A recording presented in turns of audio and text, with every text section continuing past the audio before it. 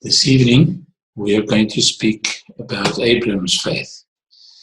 Abraham's faith is very special because he was Paul or Shaul's hero of faith. Romans 4, verses 1 to 5. Then what should we say? Abraham, our forefather, obtained by his own efforts. For if Abraham came to be considered righteous by Elohim because of legalistic observances, then he has something to boast about. But this is now not how it is before Elohim. So, for what does the Tanakh say? Abraham put his trust in Elohim and it was credited to his account as righteousness. Now the account of someone who is working is credited not on the ground of grace, but on the ground of what is owed him. However, in the case of one who is not working, but rather is trusting in him who makes ungodly people righteous, his trust is credited to him as righteousness. So Abraham had no reason to boast. His works did not make him righteous. However, he really was righteous, which means that his works were righteous, but did not make him righteous. And this is a big difference, because Abraham's faith was reckoned to him as righteousness. And his faith created righteousness in him. And therefore, it's important to explore Abraham's faith, because Abraham's faith was credited to him as righteousness. Elohim justifies the ungodly. He creates righteousness in people by faith. Abraham's faith consisted of listening to Elohim's voice, obeying it, and Elohim created righteousness in him by his faith. Then Yud-Heh-Vav-Heh came down in the cloud and stood there with him and proclaimed his name, Yud-Heh-Vav-Heh.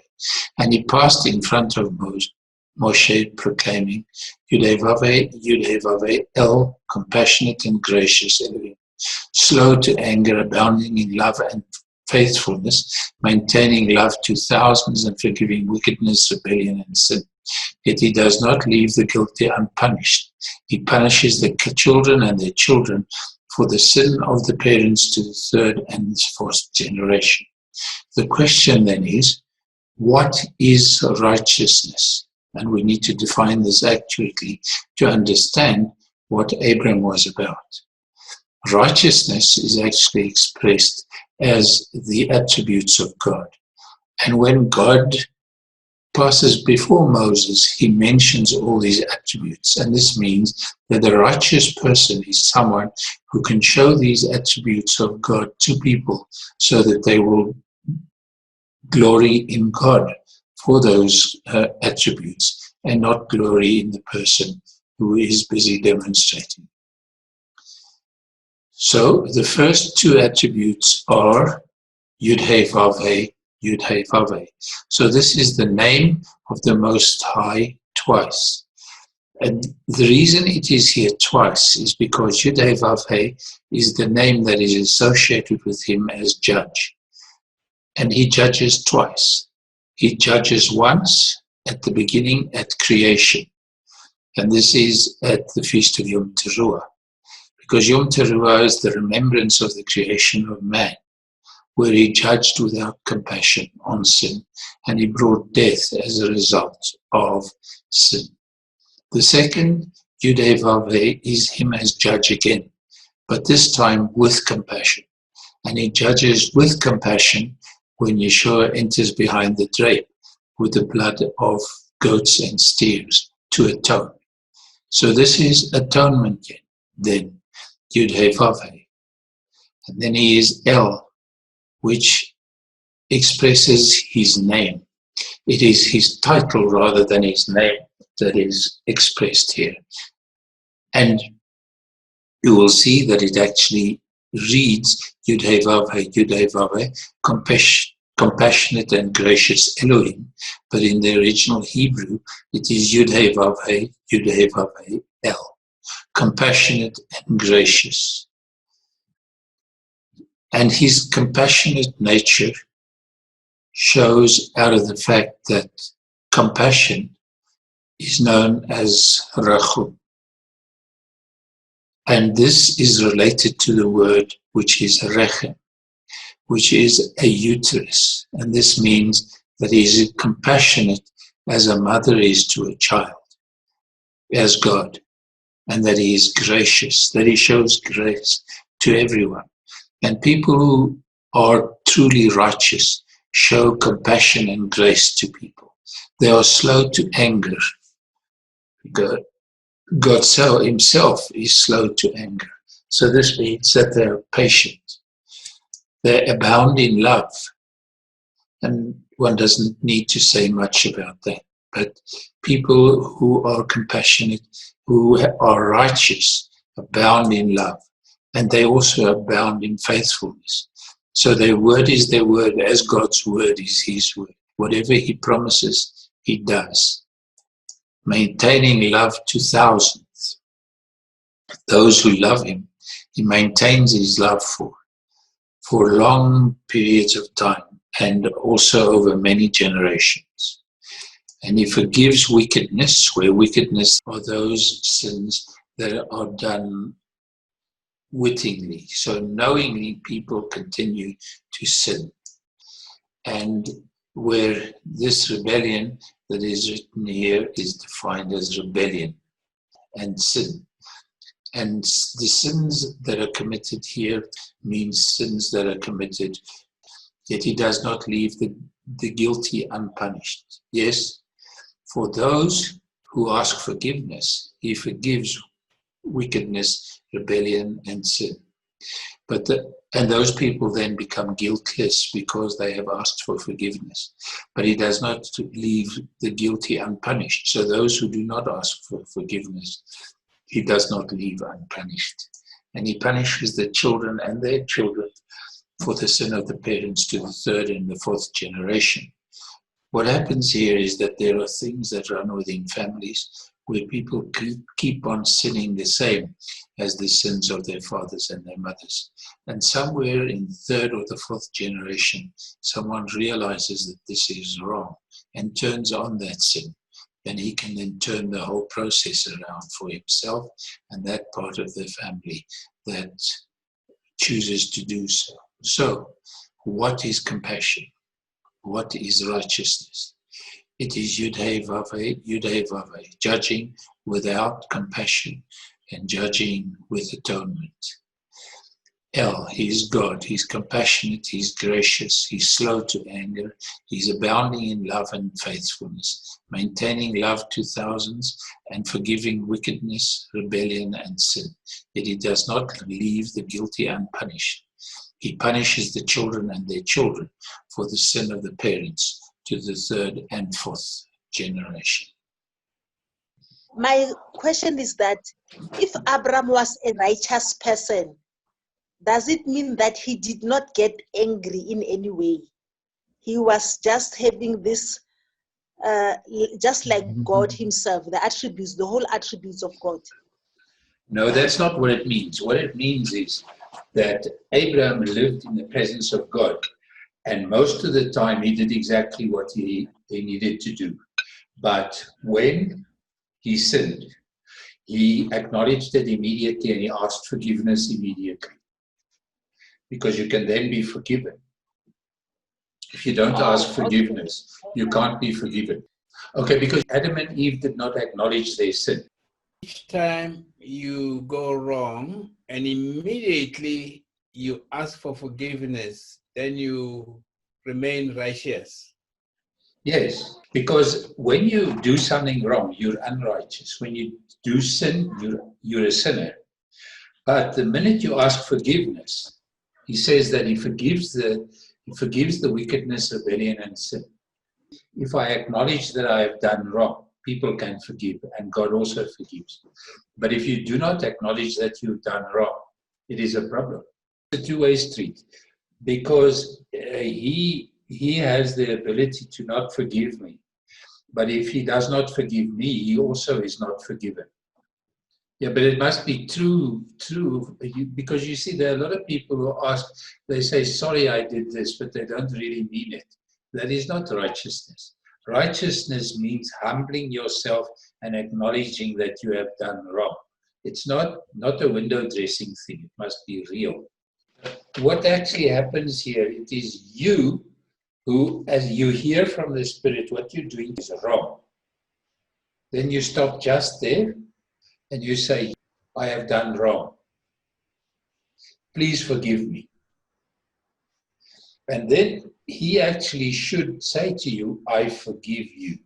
Because forgiveness is expensive. Forgiveness has the price of death. When I forgive someone, I have to die to my right to have retribution. The minute I acknowledge that I have done something wrong, God knows what's in my heart, and he knows whether I'm being true. It does not matter what the other person does. It matters that God has heard that I have asked. I cannot ask God forgiveness if I have sinned against someone else. Actually looks into our heart. It's true that when you are saying that you've forgiven a person, but deep down, you know that it was only just embracing forgiveness. That's not what God is actually the thing all about. He actually is, he actually punishes those that are wickedness and those actually that rebels, you see, and pretending as if maybe they've forgiven a person. Now Yudhevave said to Avram, get yourself out of your country, away from your kinsmen and away from your father's house, and go to the land that I will show you. I will make of you a great nation.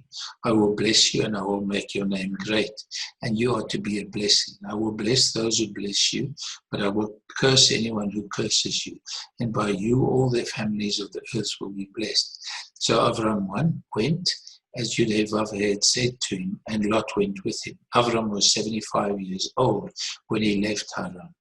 Avram took his wife Sarai, his brother's son Lot, and all their possessions which they had accumulated, as well as the people they had acquired in Haran. Then they set out for the land of Canaan and entered the land of Canaan. So what happened here is a rich man, and Yudhevave spoke. Avram heard the voice, he obeyed as he did, and this was counted to him as righteousness. So it means that his faith was listening to the voice, obeying it. Yudhevave promised to bless Abram and his descendants, to make him a witness to the nations, because he will become a great nation, and the great nations that come out of him will be more than his own physical descent, but also his spiritual descent. And he will bless them through him as his witness. What is a blessing? Is it a blessing? Is it material blessing? Or is it a spiritual blessing? Because we are in a secular world now. So if you are progressing in life, you've got everything, people regard you as a blessed person. And then if you are not progressing, it's like you are not blessed. So actually, what is a blessing?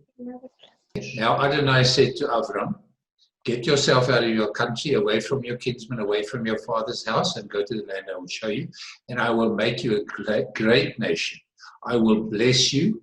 I will make your name great, and you are to be a blessing. So this means that the blessing of Abraham means that he will become a famous man. And he's very famous, I think you agree. And he is to be a blessing. So he is to bless other people with what he has. And that is with everything he has, with his heart and his soul and with all of his possessions. He is to bless other people as well. And then he says, he will bless those who bless you, and I will curse anyone who curses you.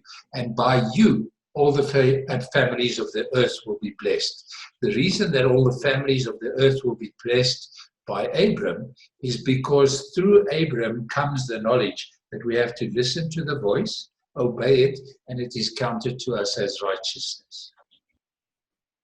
So Avram passed through the land to place called Shechem, to the oak of Moreh.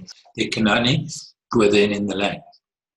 Yudhevaveh appeared to Avram and said to him, take your descendants, I will give this land. So he built an altar there to Yudhevaveh, who had appeared to him. He left that place, went to the hill east of Bethel, and pitched his tent. With Bethel to the west and Ai to the east, he built an altar there and called on the name of Yudhevaveh. Then Avram traveled on, continuing towards the Negev. So Yudhevaveh, because of this faithfulness and because of Avram's faith, appeared to Avram and made him a promise about the future of the land and about the continued ownership of the land. Then Avram built an altar. And obviously he built this altar to bring sacrifice.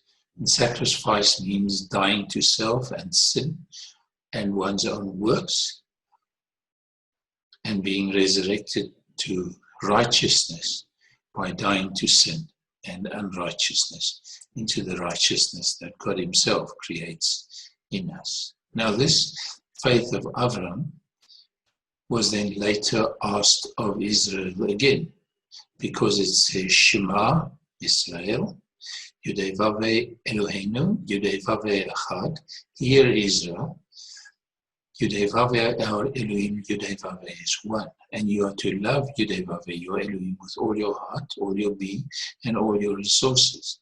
These words which I am ordering you today are to be on your heart, and you to teach them carefully to your children. You are to talk about them when you sit at home, when you are traveling on the road, when you lie down, and when you get up. So the confession is to hear the voice. Shema means to hear and to do. So that actually is exactly what Abram did. He heard the voice and did. What did he do? John 14:15 says, if you love me, you will keep my commandments. And this is clearly what the commandment is, to love him with all your heart, all your being, and all your resources. So that means, this love means keeping the law with all of our heart, with all our being, and all of our resources. And it must be written in the heart. So there's only one way that the commands can be in one's heart, and that is that they are written by Ruach HaKodesh. So it must be in the heart, which is through the Ruach, and one is to teach the children carefully, contextually, with preparedness for the gospel. When you sit up at home and when you are going, when you lie down and when you get up. And one would obviously speak about sitting at home, lying down, getting up, and traveling as these different things become important. And that means that it will be taught contextually, as the Ruach will also teach us.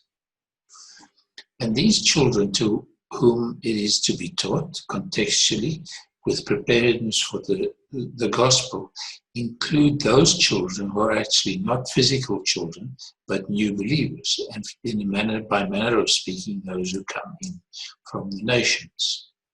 Romans 4:6-9, David says the same thing when he speaks of the blessedness of the one to whom Elohim credits righteousness apart from works. Blessed are those whose transgressions are forgiven, whose sins are covered. Blessed is the one whose sin Yudhevaveh will never count against them. Is this blessedness only for the circumcised, or also for the uncircumcised?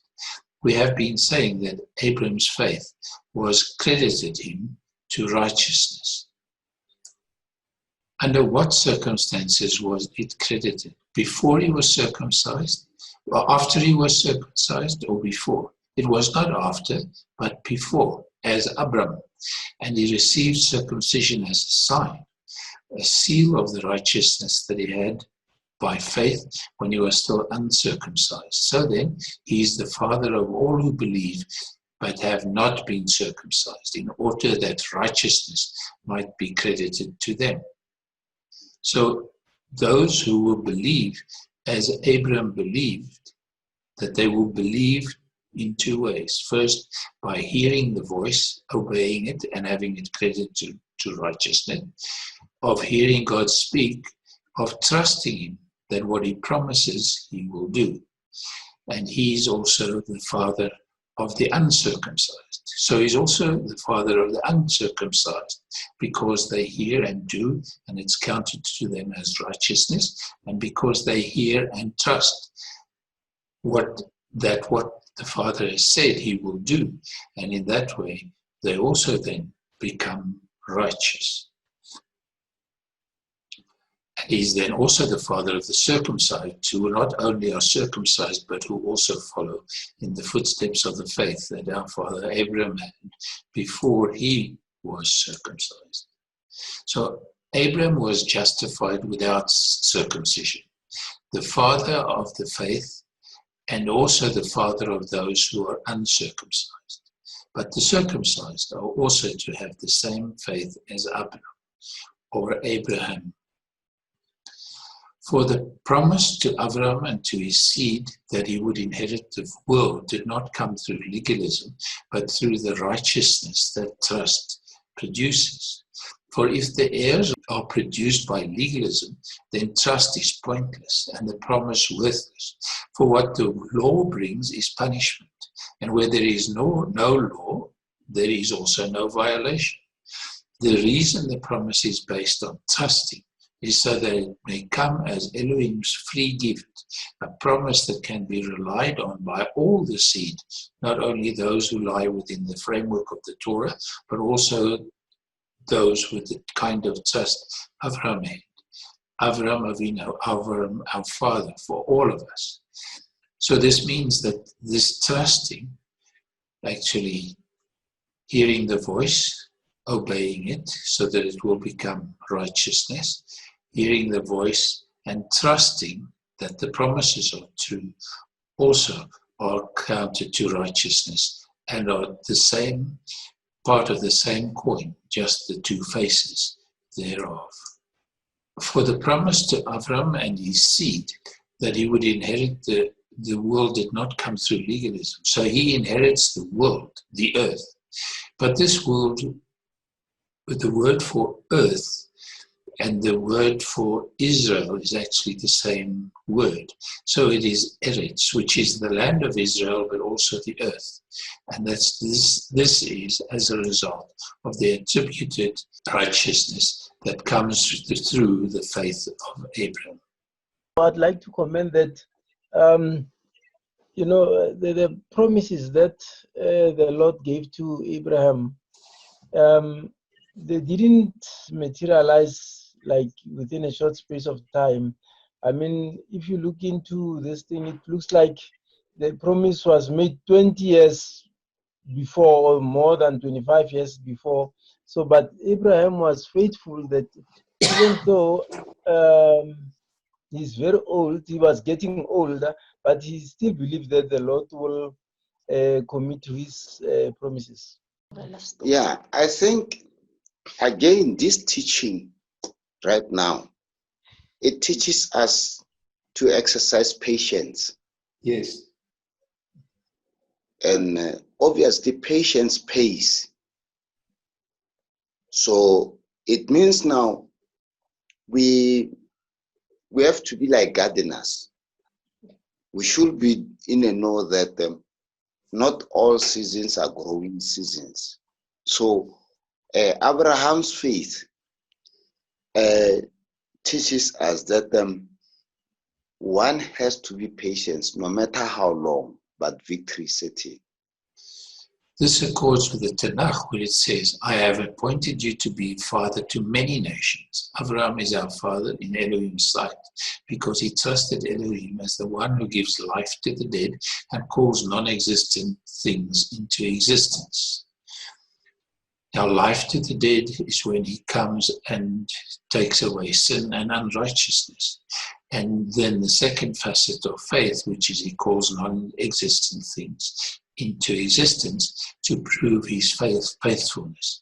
For he was past hope Abram, yet in hope he trusted that he would indeed become a father to many nations in keeping with what he had been told. So many will your seed be. His trust did not waver when he considered his own body, which was as good as dead, since he was about 100 years old, and when he considered that Sarah's womb was dead too. So he was promised to become the father of many nations, and he trusted Elohim, who gives life to the dead, who resurrects those who are in sin and unrighteousness to sinlessness and righteousness.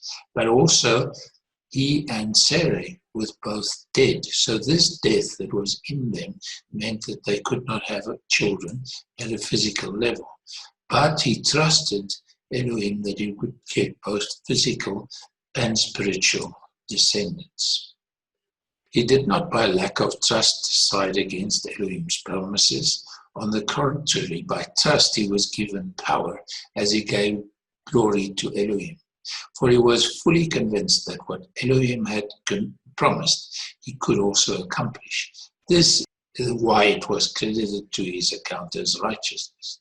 But the words, "it was credited to his account," were not written for him only. They were written also for us, who will certainly have our account credited too, because we have trusted in him who raised Yeshua our Adonai, Yud-Heh-Vav-Heh, from the dead.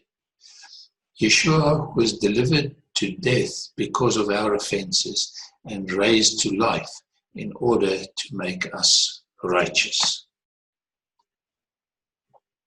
So faith that Elohim is trustworthy is counter to righteousness. To trust in a promise, it's also accounted for faith in resurrection. In the resurrection that comes through Yeshua HaMashiach, because they heard Yud-Heh-Vav-Heh say it. Even faith in Yeshua is because we hear Yud-Heh-Vav-Heh say it. No one can come to faith spontaneously, because believing in Yeshua is not the natural thing to do at all. Genesis 12, verse 10 to 14. But there was a famine in the land. So Avram went down into Egypt to stay there, because the famine in the land was severe. When he came close to Egypt and was about to enter, he said to Sarai, his wife, "Here now, I know that you're a good-looking woman, so when the Egyptians see you, they will say, 'This is his wife,' and kill me but keep you alive. Please say that you're my sister, so that it will go well with me for your sake, and so that I will stay alive because of you." When Avram entered Egypt, the Egyptians did notice that the woman was very beautiful. So Avram intended to withhold important information. He was lying by omission, but he was righteous. So his righteousness and the way that he lived means that he should have consulted Elohim, and probably did consult Elohim. And the question is whether this was advice that came through the Ruach, through the voice that he heard. So Pharaoh's princes saw her and commended her to Pharaoh. So the woman was taken into Pharaoh's house. He treated Avram well for her sake, giving him sheep, cattle, male and female donkeys, male and female slaves, and camels. But Yud-Heh-Vav-Heh inflicted great plagues on Pharaoh and his household because of Sarai, Avram's wife. Pharaoh called Avram and said, "What is this you have done to me? Why did you not tell me that she was your wife?" Pharaoh should have known. He should have checked his facts. The Pharaohs were known for the fact that they often married their sisters. So he, of all, should have known to ask whether she was not only his sister, but also his wife. Pharaoh is supposed to be a ruler, and is supposed to be an intelligent man, because who will travel with a beautiful sister? A sister as beautiful as she was would be married to another man. So all sorts of questions should have arisen. The logical question was whether she was married to him or not. And then Elohim brings the plagues on Pharaoh and not on Abram, because Pharaoh transgressed.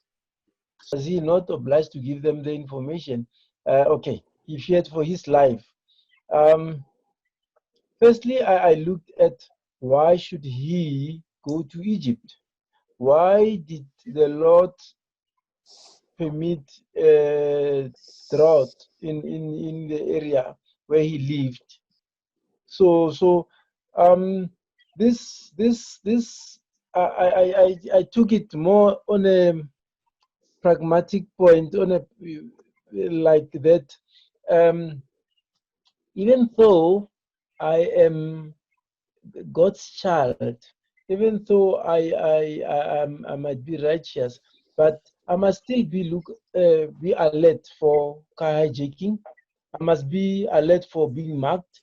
I must be alert for all that. Even though the Lord is protecting me, but I must still be vigilant on my side. What you're saying is that bad things can happen to good people. Now, Avram went up from Egypt, he, his wife, and everything he had, and Lot with him into the Negev. And Avram became wealthy with much cattle, silver, and gold. And he went on his travels from the Negev. He came to Bethel, to the place where his tent had been at the beginning, between Bethel and Ai, where he had first built the altar. And there Avram called on the name of Yudhevaveh. And certainly from the faith in that time, he would have sacrificed to Yudhevaveh again. So this means that this altar and sacrificing on it would mean that again he died to self and to his sin and was resurrected to new life through the sacrifices he brought. But Avram was very rich, and he continued, he called on Yudhevaveh and then continues with him. Lot, who was also traveling with Avram, also had flocks, herds, and tents, but the land could not support their living together because their possessions were too great for them to remain together. However, quarreling arose between Avram's and Lot's herdsmen. The Kenani and the Perizi were then living in the land. Avram said to Lot, please, let's not have quarreling between me and you, between my herdsmen and yours, since we kinsmen.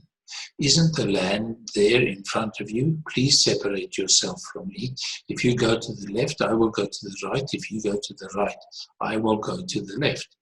So Avram understood this quarreling to be something that was totally ungodly and should not happen. And therefore he asked that there should be separation between Lot and himself. So Lot also was rich, and this conflict between the workers, Avram asked him to separate from him and gave him the first choice in everything. So Lot looked up and saw that the whole plain of the Yarden, the Jordan, was well watered everywhere before Yudhevaveh destroyed Sodom and Amorah, like the garden of Yudhevaveh, like the land of Egypt in the direction of Tzoar. So Lot chose all the plain of the Jordan for himself, and Lot traveled eastward. Thus they separated themselves from each other.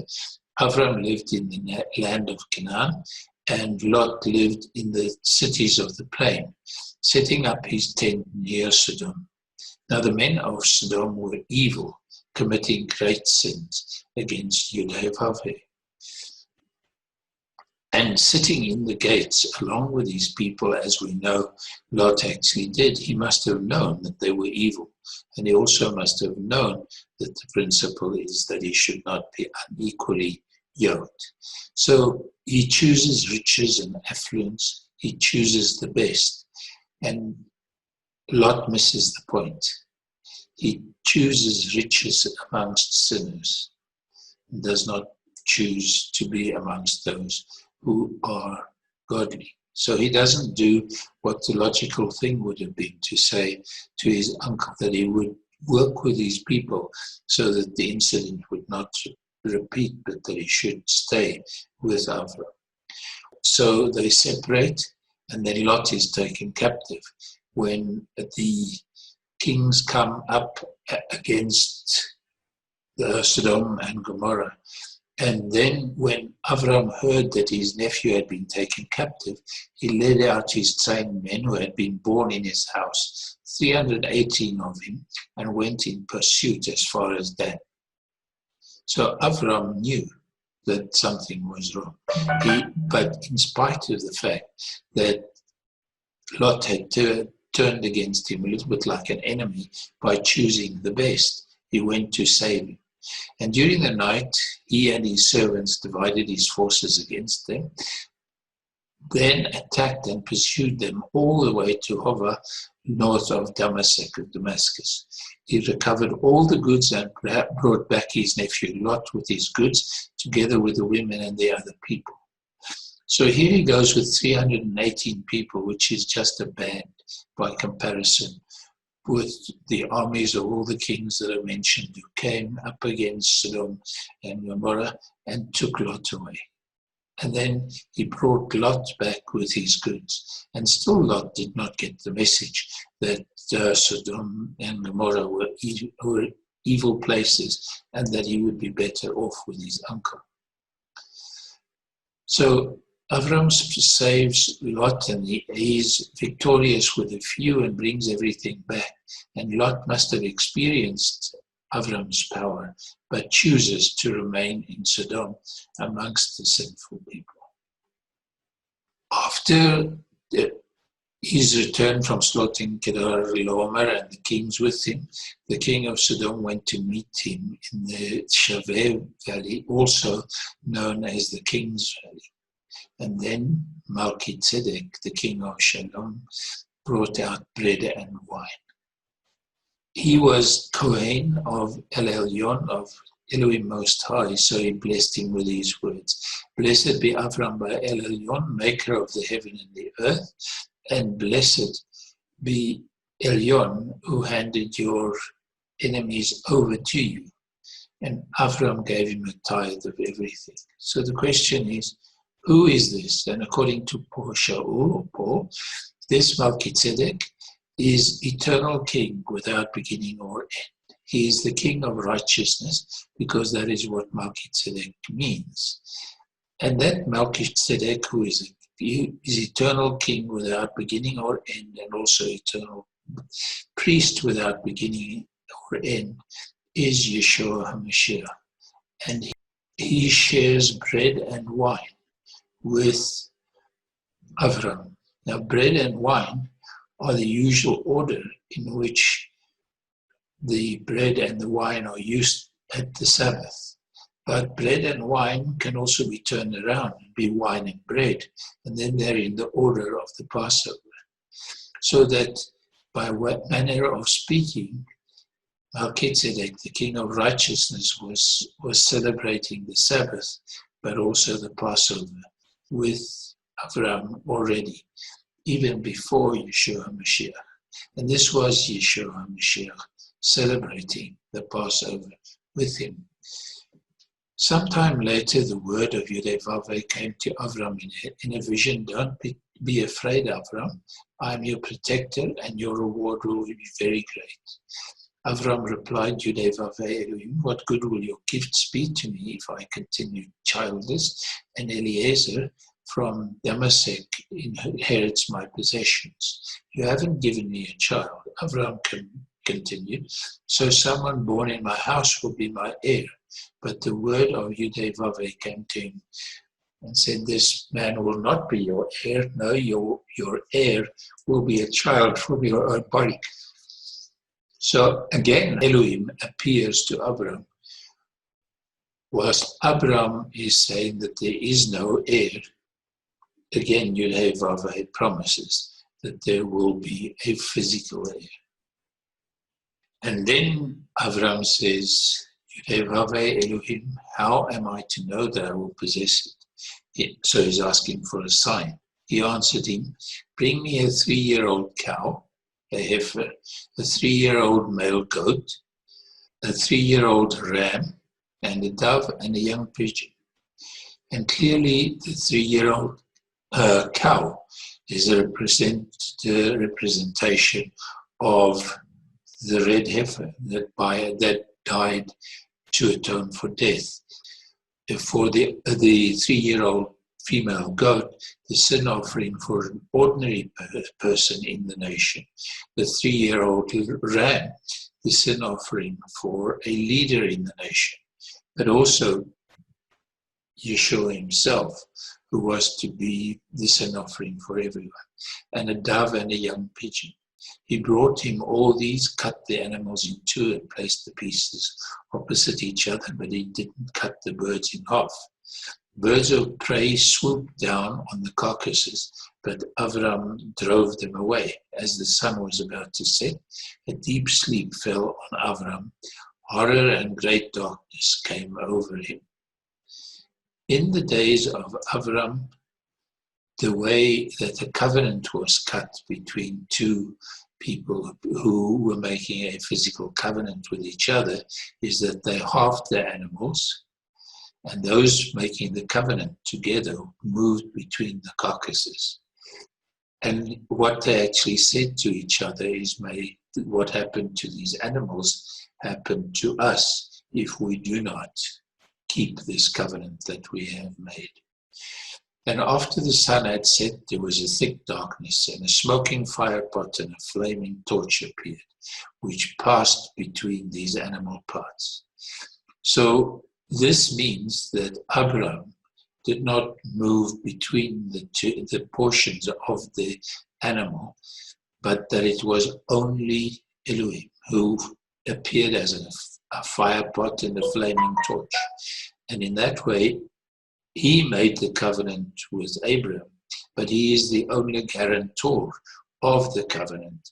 And Abraham is not a guarantor to the Elohim makes a covenant with himself. And the smoking firepot is, by way of speaking, a uterus in which new life arises, as in Yeshua.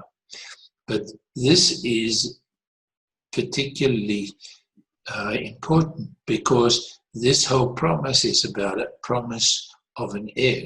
So the smoking firepot and the uterus within which it is to arise then actually belong to Elohim himself. And the flaming torch, which is male, also moves between the two halves of the animal. And a pregnancy arises, which actually is what Isaac's spiritual origin is. There is this deed that God makes, and God himself is the only guarantor of the pregnancy that is to come. Abraham does not act as a guarantor in this at all, so his dead body is not to be the guarantor of his success in the pregnancy. And then only Elohim moves between the two halves, and Abraham is an onlooker. The guarantee is Elohim himself, and that is irreversible. That day, Elohim made a covenant with Avram. I have given this land to your descendants, from the Valley of Egypt to the great river, the Euphrates River, the territory of the Keni, the Kenezi, the Kadmoni, the Hitti, the Perizi, the Rephaim, the Emori, the Canaani, the Girgashi, and the Yevusi. So Yudevave takes the land away from others. He gives it to Abraham and to his future descendants. Then Genesis 16, now Sarai, Avram's wife, had not borne him a child, but she had an Egyptian slave girl called Hagar. So Sarai said to Avram, here now, Yudevave has kept me from having go in and sleep with my slave girl. Maybe I'll be able to have children through her. Avram listened to what Sarai said. It was after Avram had lived 10 years in the land of Canaan that Sarai, Avram's wife, took Hagar the Egyptian, her slave girl, and gave her to Abram, her husband, to be his wife. Avram had sexual relations with Hagar and she conceived. But when she became aware that she was pregnant, she looked on her mistress with contempt. Abram fathers a child, a descendant, but Hagar treats Sarah with contempt and is chased away. Then she's in the desert and with a child that clearly is going to die if there isn't some intervention. And the angel of Yud-Heh-Vav-Heh said to her, go back to your mistress and submit to authority. Everywhere else in the scripture where the angel of Yud-Heh-Vav-Heh appears, it is Yud-Heh-Vav-Heh who speaks. So this is also Yud-Heh-Vav-Heh who speaks. He is the physical appearance of Yud-Heh-Vav-Heh, because no one has seen the Father but the Son, and who has seen the Son has seen the Father. One must surmise that the angel of Yud-Heh-Vav-Heh is Yeshua. And he says, go back to your mistress and submit to her authority. The angel of Yud-Heh-Vav-Heh said to her, I will greatly increase your descendants, and there will be so many that it will be impossible to count them. The angel of Yud-Heh-Vav-Heh said to her, look, you are pregnant, and you will give birth to a son. You are to call him Ishmael. Elohim pays attention, because Yud-Heh-Vav-Heh has paid attention to your misery. He will be a wild donkey of a man, with his hand against everyone and everyone's hand against him, having his life at odds with all his kin. So the angel of Yud-Heh-Vav-Heh, or Yud-Heh-Vav-Heh who speaks, is Yeshua. And he says to her, humble yourself and return. And then he promises a great descendancy. And as is known, that is about 1.5 billion people now. Ishmael means that Elohim pays attention, but he's a wild donkey. And in terms of the Torah, a wild donkey that is not redeemed has his neck broken, and therefore, by manner of speaking, is removed as head of the household. When Avram was 99 years old, Yud-Heh-Vav-Heh appeared to Avram and said to him, I am El Shaddai, Elohim Almighty. Walk in my presence and be pure-hearted. I will make my covenant between me and you, and I will increase your numbers greatly. Avram fell on his face. Elohim continued speaking with him. As for me, this is my covenant with you. You will be the father of many nations.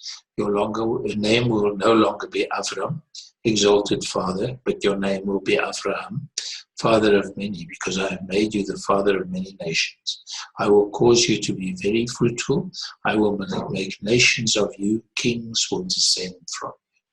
So the promise to Avram at 99, Yud-Heh-Vav-Heh appears to him a second time, with a promise of many descendants. And his name then changes to Abraham, the father of a multitude of nations. And this is also through Ishmael, through the wild donkey.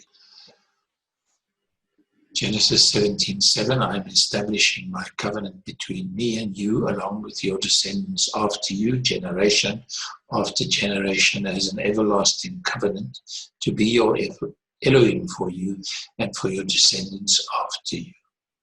The promise to Avram too is the promise of a great descendancy. The covenant also applies to the descendants, and this does not exclude Ishmael. Elohim said to Avram, as for you, you are to keep my covenant, you and your descendants after you, generation after generation. Here is my covenant which you are to keep between me and you, along with your descendants after you. Every male among you is to be circumcised. You are to be circumcised in the flesh of your foreskin. Here is the sign of the covenant between me and you. Generation after generation, every male among you who is 8 days old is to be circumcised, including slaves born within your household and those bought from a foreigner, not descended from you. The slave born in your house and the person bought with your money must be circumcised. Thus my covenant will be in your flesh as an everlasting covenant. The covenant is to be handed down to the children on the 8th day. A week has 7 days, and the 8th day only exists in the eternal dimension, in eternity, and it prepares the boy for eternity, and therefore for the eternal covenant. that God is making with him. The foreskin is removed. Yeshua is our circumcision. He is cut away from man as sin. So the foreskin is also cut away as sin. And he is Yud-Heh-Vav-Heh's circumcision for Abram's descent, the circumcision that brings people into the eternity. Avram took Ishmael, his son, all the slaves born in his house and all who had been bought with his money, every male among the people in Avram's household, and circumcised the flesh of the foreskin that very day, just as Elohim had said to him. Avram was 99 years old when he was circumcised in the flesh of his foreskin, and Ishmael his son was 13 years old when he was circumcised in the flesh of his foreskin. Avram and Ishmael his son were circumcised on the same day, and all the men in his household, both slaves born in his house and those bought with money from a foreigner, were circumcised with him. Avram includes Ishmael in the covenant. He was 13 years old. 13 is the number of love, because 6 is the number of man, and 7 is the cardinal number of Elohim. So 6 plus 7 makes 13, and that is the number of love, expressing Elohim's love also for Ishmael. Ishmael was circumcised. Yeah. And Islam today recognizes Abraham as their father. So I was wondering, in a very, very practical sense, do they practice circumcision? Because it was given to their Ishmael forefather as well to be circumcised. Yes, they're uniformly circumcised. Yes, but the thing is that they circumcise, and they're supposed to be part of Abraham's household, but they have changed the scriptures by saying that it was Ishmael who was sacrificed and not Isaac. So by just doing that, they're off the track completely, and they miss the issue of who is the real ram that is to be circumcised. And obviously that happens to Israel as a nation as well. So there's a triple descendancy for Isaac, for Abraham, and they're actually the Jews, the Christians, and the Islamites. And obviously at this stage, the Islamites are following Satan. The Jews are not following the God of Abraham, Isaac, and Jacob, even though they think so. And because of issues that we've already discussed and the deep division between the different parts of the church also is not worshipping the God of Abraham, Isaac, and Jacob, because if they were, they would be in unity with each other. Because what happened in Galatians is there are people that said to the Galatians that you need to be circumcised and to keep the whole Torah. And Paul said those people should actually maim themselves and cut it all off instead of trying to circumcise people, because they're taking the people away from the essence of the faith. Because what they were doing, they were trying to make Jews of the people, and what the gospel was that Shaul was preaching is he was preaching that you should all be coming to righteousness. Now, if you depend on your circumcision to be your righteousness and on the law, then you're living in legalism. And when you're living in legalism, you're actually drawing a line through the cross and you're making nothing of it. So these things all sort of come into one place to say that for believers out of the nations, it is not necessary to have themselves circumcised. Actually, it is not desirable to have yourselves circumcised.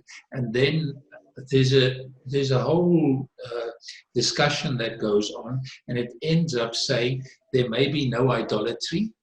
And at that stage, when you people came to faith, idolatry was determined by the Jews who believed, because they knew what idolatry is. And idolatry was defined in Deuteronomy as anything that the nations worship their gods with, you are not to do in worship of your God, because that is idolatry. The second thing is, he said there's to be no sexual immorality. And sexual immorality means cheating on your wife. It also means cheating on God. And so it's actually idolatry again. But the third thing is the opposite of sexual immorality, is being absolutely reliable in everything you do and say. So you must be absolutely reliable, never tell a lie, never make any skew remarks, never participate in anything where you can create a misunderstanding in any way, shape, or form.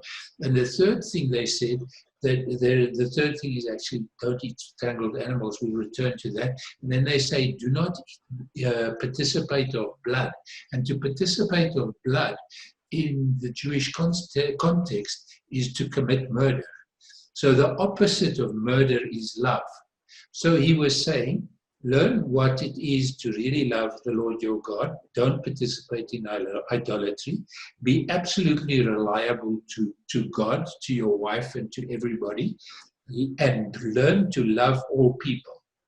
And those three things are the center of this all. And to that, he added, and do not eat what is strangled, because a strangled animal is not a kosher animal, and Jews are not allowed to eat that.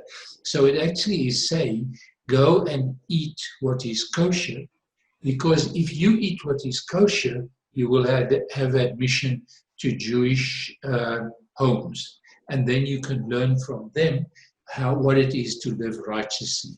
And then it says, for Moses is preached in all the synagogue, has been preached in all the synagogues since the beginning, which actually means the rest of the Torah you can go and learn in the synagogue.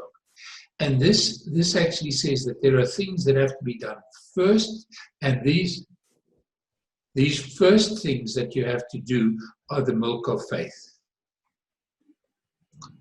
The history continues, and in Genesis 18, verses 17 to 20, Yudevave says, should I hide from Avram what I'm about to do, inasmuch as Avram is sure to become a great and strong nation, and all the nations of the earth will be blessed by him. For I have made myself known to him, so that he will give orders to his children and to his household after him, to keep the way of Yudevave and to do what is right and just, so that Yudevave may bring about for Avram what he has promised him. Yudevave said, the outcry against Sodom and Amorah is so great, and their sin so serious.